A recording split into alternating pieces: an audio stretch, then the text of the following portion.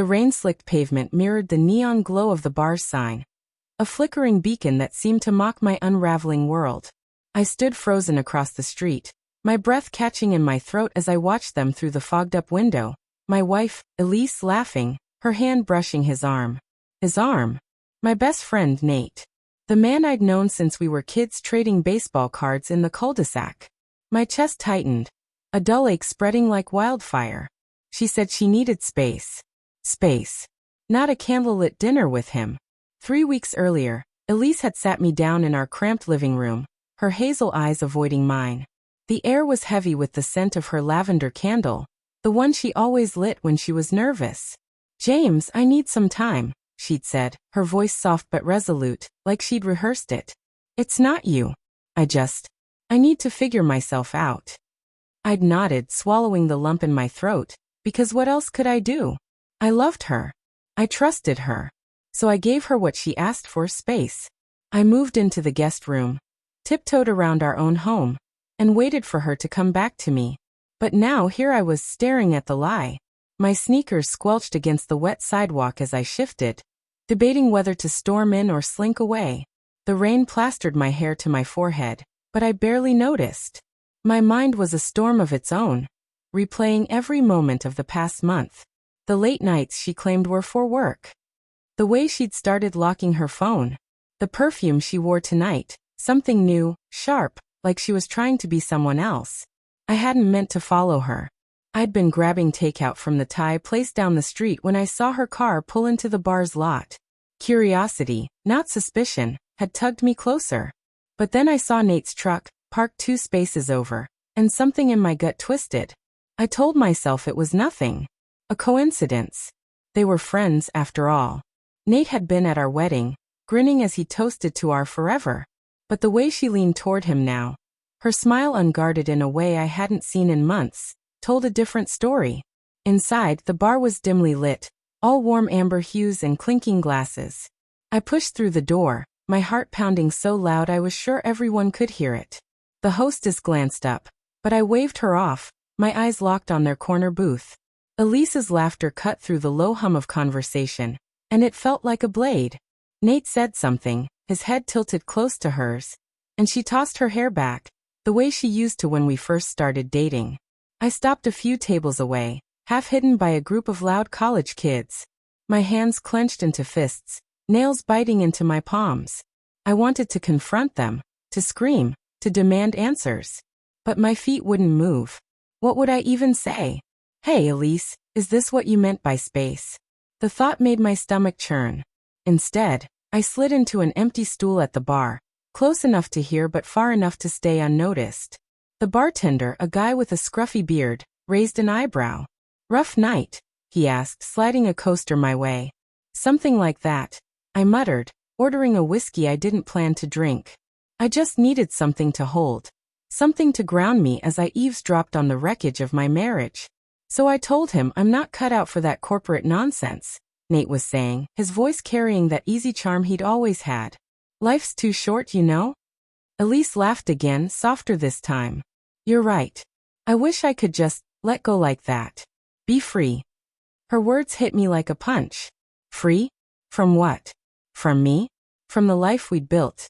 The late-night talks, the Sunday morning pancakes, the plans for a family we'd whispered about under the stars? I gripped the glass tighter, the whiskey sloshing against the sides. My mind raced back to the early days. Elise and I met at a bookstore, both reaching for the same dog-eared copy of The Great Gatsby.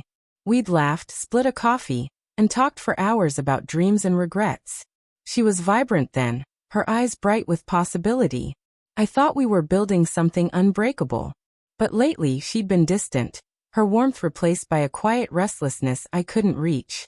Nate leaned closer, his voice dropping. "You deserve to be happy, Elise. You don't have to stay stuck." Stuck. The word echoed in my skull. Was that how she saw us? Our marriage, our home, our life, some kind of cage? I wanted to stand up, to shout that I'd given her everything. My trust, my heart, my future. But the truth was creeping in, cold and sharp. Maybe I wasn't enough. I don't know how long I sat there, nursing my untouched drink, listening to them talk like they were the only 2 people in the world. Every word was a shard of glass, cutting deeper. Nate's hand grazed hers, and she didn't pull away. My vision blurred. Not from the rain still dripping from my hair, but from the tears I refused to let fall. Finally, I couldn't take it anymore. I stood, my legs shaky, and walked toward their booth. The college kids parted like a curtain, and there was no turning back. Elise saw me first. Her eyes widened, her smile vanishing like smoke. "James," she gasped, her voice barely a whisper. Nate turned, his face paling. "Hey man, what are you doing here?" The casualness in his tone made my blood boil. "Funny," I said, my voice low, trembling with barely contained rage. "I could ask you the same thing." Elise's hands twisted in her lap, her wedding ring glinting under the dim light. "James, it's not what you think," she said quickly, but her voice cracked, betraying her. "Not what I think." I laughed, a bitter, hollow sound. "You said you needed space, Elise. Space to figure yourself out. Not to." I gestured at Nate, my words catching in my throat. "Not to do this." Nate held up his hands, like he was calming a wild animal. "Buddy, listen, we were just talking." "Don't," I snapped, cutting him off. "Don't call me buddy. Not after this." The bar had gone quiet, heads turning our way. I didn't care. The pain in my chest was too raw, too consuming. "How long?" I asked, my eyes locked on Elise. "How long have you been lying to me?" Her lips parted, but no words came. Her silence was answer enough. I turned to Nate, my oldest friend, the guy who'd been my wingman, my confidant. "And you," I said, my voice breaking. "You were supposed to have my back." Nate looked away, his jaw tight. "It's not like that, James. It just happened." "It just happened?" I repeated, incredulous.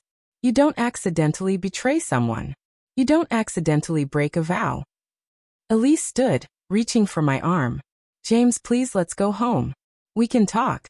I stepped back, shaking my head. "Talk? Now you want to talk?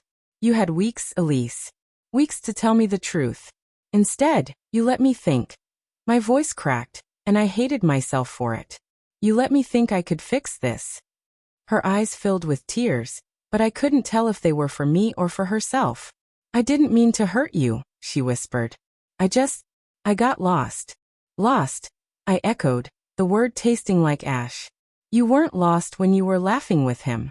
You weren't lost when you chose him over me." The weight of it all, the betrayal, the lies, the shattered trust, crashed over me. I turned and walked out, the rain hitting my face like a cold slap. I didn't look back, even when I heard Elise call my name. The drive home was a blur, the city lights streaking through my tears. Our apartment felt like a museum of a life that no longer existed. Her scarf on the couch, the framed photo of us at the beach, the half-empty coffee mug she'd left on the counter. It all mocked me. I sank onto the couch, my head in my hands, and let the grief take over. The next morning, Elise came home. Her eyes were red, her hair disheveled. She stood in the doorway, clutching her purse like a lifeline. "Can we talk?" she asked, her voice small. I didn't look up. What's left to say? She sat across from me, her hands trembling. "I didn't plan this, James. I swear." I was confused, and Nate, he was there. It wasn't about love. It was about me trying to feel something again.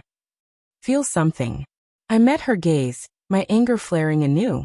"What about me, Elise? What about what I felt? I loved you.